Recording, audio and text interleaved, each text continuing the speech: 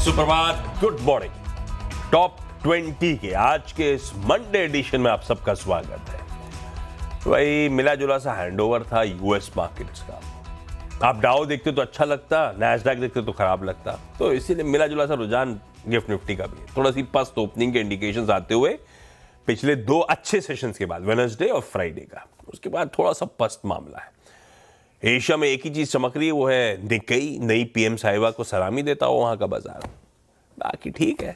Mood कैसा भाई साहब? शुरुआती खिलाड़ी कौन से? गुड मॉर्निंग आपको। Good morning. देखिए, गिफ्ट निफ्टी तो बहुत ही फ्लैट देखने को मिल रहा है और शुरुआत तो लगभग काफ़ी दिनों से ऐसी देखने को मिलती है, 40-50 अंक नीचे। लेकिन आज अगर आप देखें तो बहुत एक्टिव डे देखने को मिलेगा मंडे की शुरुआत जो है, क्योंकि बहुत सारे बैंक्स ऐसे हैं, रिटेल कंपनीज ऐसी हैं जहां पर क्वार्टरली अपडेट्स हैं।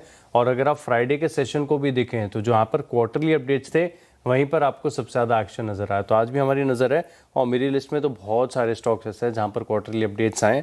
शुरुआत कर लेता हूँ और सबसे पहले बैंकिंग स्टॉक्स के साथ शुरुआत करेंगे। कोटक महिंद्रा बैंक, यहाँ पर अगर आप देखें तो जो एडवांसेस हैं इसमें पिछले साल के मुकाबले 16% की बढ़त देखने को मिली है।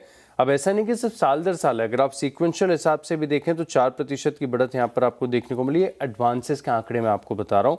जो टोटल डिपॉजिट्स है इसमें भी सिमिलर है, 15% की ग्रोथ है और क्वार्टर ऑन क्वार्टर तकरीबन 3% की बढ़त है। अब दरअसल अगर आप देखें तो एक इंडस्ट्री में बड़ी दिक्कत की बात ये हो रही थी कि एडवांसेस तो लगातार बढ़ते जा रहे थे लेकिन डिपॉजिट नहीं बढ़ रहे थे। इसके लिए आपको याद होगा कि काफ़ी क्वार्टर्स पहले एचडीएफसी बैंक को अपने जो एडवांसेस हैं इसे थोड़ा सा धीमा करना पड़ गया था। लेकिन अगर आप कोटक बैंक के नंबर्स देखें तो एडवांसेस और डिपॉजिट लगभग सिमिलर ग्रोथ यहाँ पर देखने को मिली है, तो काफ़ी अच्छा अपडेट है।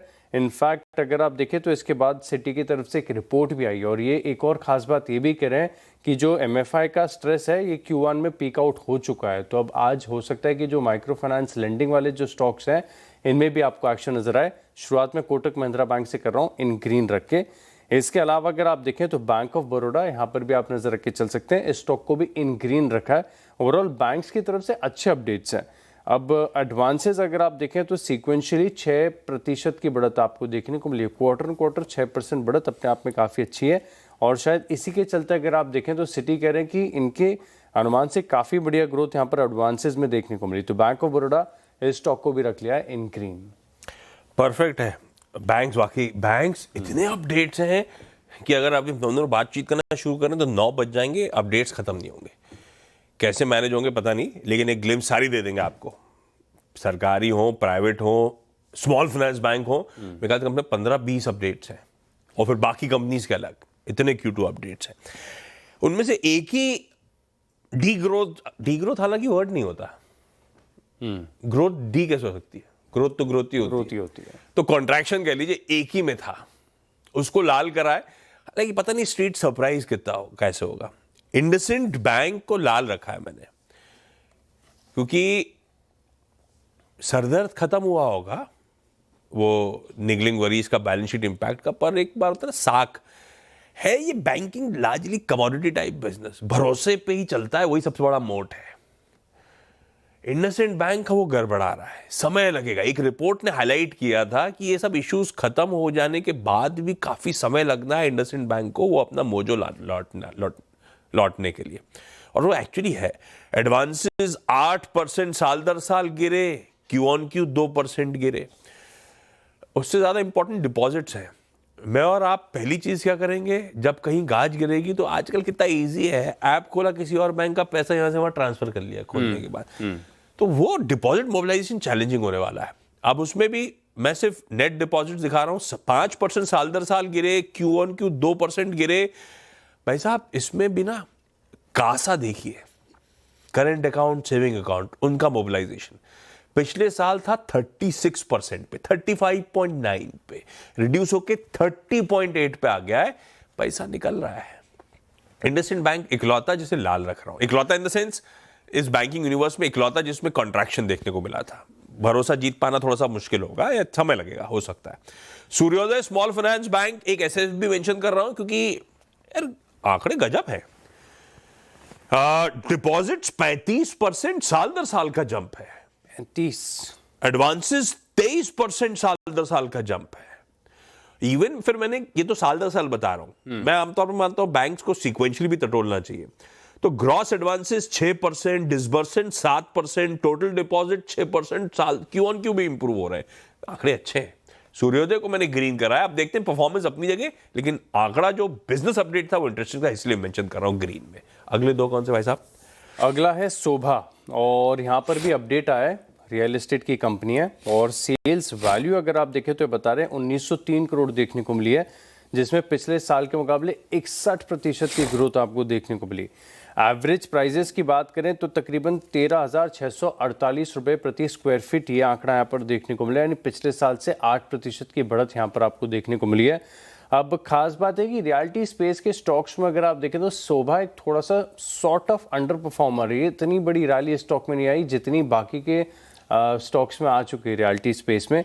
अब सेल्स वैल्यू अगर 60% बढ़ी है, 8% से ज़्यादा अगर इनके एवरेज प्राइसेस बढ़े हैं तो अपने आप में अच्छा अपडेट माना जाएगा। तो यहाँ पर शोभा इस स्टॉक को रख लिया है इन ग्रीन। इसके अलावा अगर आप देखें तो मेटल स्पेस में एक्शन है और इस शो के माध्यम से लगातार हम हाईलाइट भी करते जा रहे हैं। अब बात करते हैं मॉइल की, और मॉइल की तरफ से भी एक अपडेट यहाँ पर देखने को मिला है कि बेस्ट एवर जो इनका मैग्नीज और प्रोडक्शन है करीब 1.52 लाख टन के आसपास का, ये अब तक का सबसे बेस्ट है। पिछले साल के मुकाबले 4% की बढ़त यहाँ पर देखने को मिली है। अपडेट बढ़िया है मेटल स्पेस एक्शन में। मेटल स्पेस में लगातार अच्छी रिपोर्ट्स का भी असर देखने को मिल रहा है, लेकिन एक बात मैं बता दूं, वर्ड ऑफ कॉशन कि मॉइल ऑलरेडी 6% से ज़्यादा की तेज़ी के साथ फ्राइडे को बंद हुआ है। तो अब आज इन नंबर्स पर कितना रिएक्ट कर पाएगा कहना थोड़ा सा मुश्किल है, लेकिन अपडेट अच्छा है, इसके लिए आपके साथ शेयर कर दिया।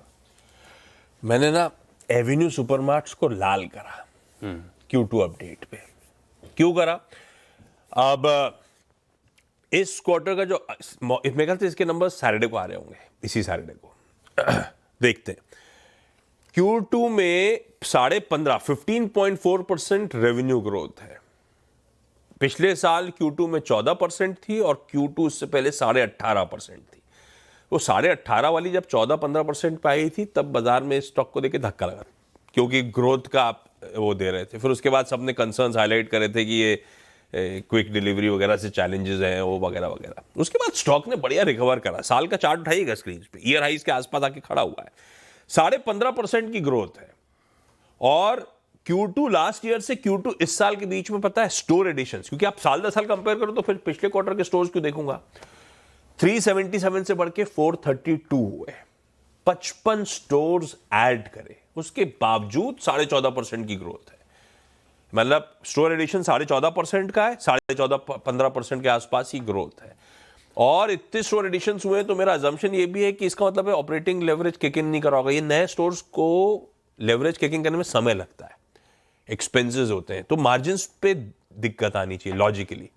मैं एवेन्यू सुपरमार्ट को इन आंकड़ों और खास तौर पे स्टॉक की ऑलरेडी अच्छी चाल के बीच में मैं लाल लेके जा रहा हूं। थोड़ा सा कंफ्यूजिंग रहता है लेकिन मैं इसको लाल रख रहा हूं।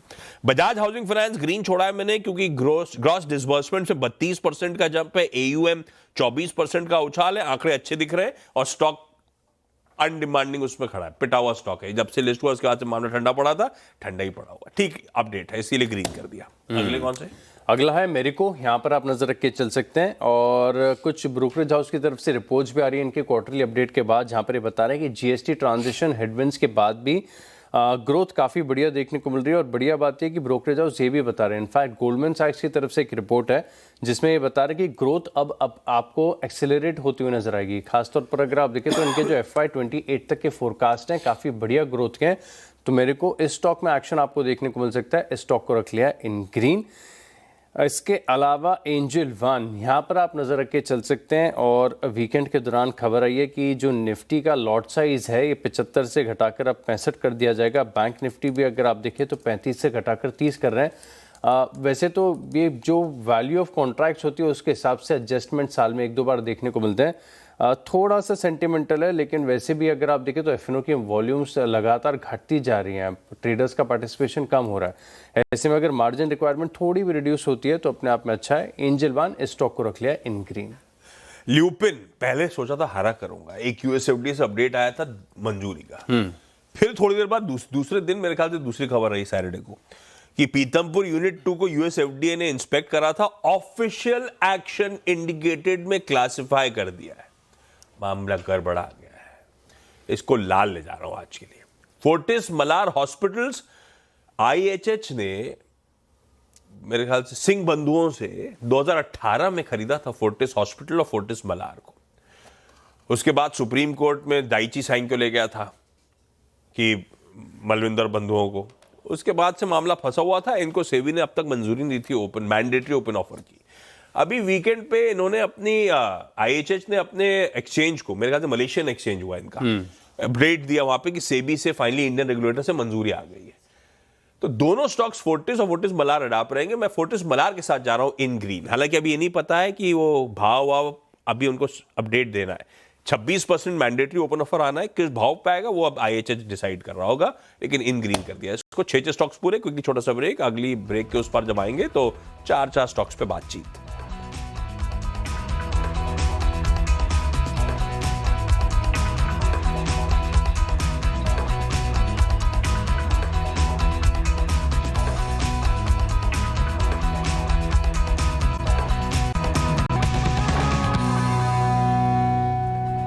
चलिए ब्रेक के बाद आपका स्वागत है और अगले 4 स्टॉक्स पर चर्चा कर लेते हैं। और LIC हाउसिंग, ये स्टॉक मैंने चुना है अगला और इसे इन ग्रीन रखा हुआ है। बजाज हाउसिंग फाइनेंस की तरफ से अगर आप देखें तो काफ़ी बड़ी अपडेट शेयर किया है, चार्ट्स पर भी काफ़ी अच्छा है और सभी लेंडर्स की तरफ से मोस्ट ऑफ देम अच्छे अपडेट्स यहाँ पर आए। तो LIC हाउसिंग फाइनेंस स्टॉक को रख लिया है इन ग्रीन। इसके अलावा अगर आप देखें तो एस्टर DM हेल्थ केयर, यहाँ पर आप नज़र रखेंगे और आज हेल्थ केयर स्पेस के सभी स्टॉक्स में आपको ज़बरदस्त एक्शन नज़र आएगा। जिस प्रकार से अभी हम थोड़ी देर पहले फोर्टिस मलार के बारे में बात कर रहे थे, और अगर वो ओपन ऑफर का प्राइस रिवाइज करते हैं 170 रुपये का था और अब देखिए 900 के पार जा चुका है फोर्टिस। अगर इस भाव पर भी खरीदते हैं तो आप समझ लीजिए कि इस सेक्टर में कितनी ज़बरदस्त ग्रोथ है। तो इस चीज़ को इग्नोर नहीं करना चाहिए और एस्टर DM हेल्थ केयर इस स्टॉक को भी रख लिया है इन ग्रीन। इंटरेस्टिंग। मेरे अगले स्टॉक्स में 2 तो जापान कनेक्शन वाले, क्योंकि आज की हाईलाइट ग्लोब में है निक्केई। 4% से ज्यादा का उछाल। नई PM साहिबा को सलामी, क्योंकि नई PM साहिबा थोड़ी सी ग्रोथ ओरिएंटेड है, रिफॉर्म से ज्यादा बिलीव करती हैं, स्टिमुलस पे बिलीव करती हैं, इसीलिए वहां के मार्केट बड़े उत्साहित हैं। तो मदरसन सुमी संवर्धन, मदरसन ही हो गया, मदरसन सुमी सिस्टम्स रखिए स्क्रीन पे, ये नहीं। मदरसन सुमी सिस्टम में दरअसल सुमितोमो वायरिंग सिस्टम्स का 25% स्टेक है। जापान की कंपनी, को प्रमोटर है, इसीलिए मेंशन कर रहा हूं ग्रीन में, जापान कनेक्शन के चलते।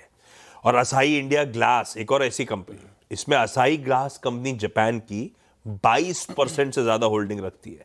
वैसे इसमें तो मारुति सुजुकी का खुद का भी 11% स्टेक है, प्रमोटर्स में सब शुमार है। ये 2 जापान कनेक्शन के चलते रेडार पर रखे। 2 सरकारी बैंक भी मेंशन कर देता हूं यहीं पे, यूको बैंक और पंजाब एंड सिंध बैंक। अनडिमांडिंग साल के लोज के आसपास स्टॉक्स पड़े और जो Q2 अपडेट्स है अपने आप में डिसेंट है। यूको बैंक डिपॉजिट्स 11%, एडवांसेस 17% का साल दर साल jump. Punjab and Sind Bank deposits 10%, advances 16% का साल दर साल जंप। दोनों ग्रीन कर दिए। आखिरी के 2 कौन से भाई साहब? आखिरी जो 2 स्टॉक है मेरे पास टेक्निकल के हिसाब से मैंने चुने हैं। फिनो पेमेंट्स बैंक, यहाँ पर आप नजर रखेंगे, अच्छा ट्रेडिंग सेटअप है और फ्राइडे को देखें तो मोर देन एवरेज वॉल्यूम्स के साथ स्टॉक में खरीदारी देखने को मिली। कुछ ना कुछ बजिंग हो रहा है। पिछले 3 सत्रों से अगर आप देखें तो स्टॉक में अलग टाइप की स्ट्रेंथ है। 5% फ्राइडे को ऊपर बंद हुआ है। तो फिनो पेमेंट्स बैंक, इसका चार्ट एक बार जरूर देखिएगा। इसके अलावा एक स्टॉक रिपीट कर रहा हूँ, ग्रैन्युअल्स। ये स्टॉक मैंने आपको फ्राइडे भी बताया था और ग्रैन्युअल्स में देखें तो 2.5-3% की तेजी के साथ क्लोजिंग देखने को मिली है। और इसका सेटअप अगर आप देखें तो बहुत बढ़िया, हाई से 40% टूट गया था। इसके बाद स्टॉक ने एक डबल बॉटम बनाया, फिर इसकी नेकलाइन को तोड़ा और काफ़ी अच्छी तेजी यहाँ पर देखने को मिली। लेकिन मुझे लग रहा है कि इसके अंदर पोटेंशियल है अभी भी। तो ग्रैन्युअल्स इस स्टॉक को भी रख लिया इन ग्रीन। ब्रेक के उस पर लौटेंगे तो क्विक रैप अप।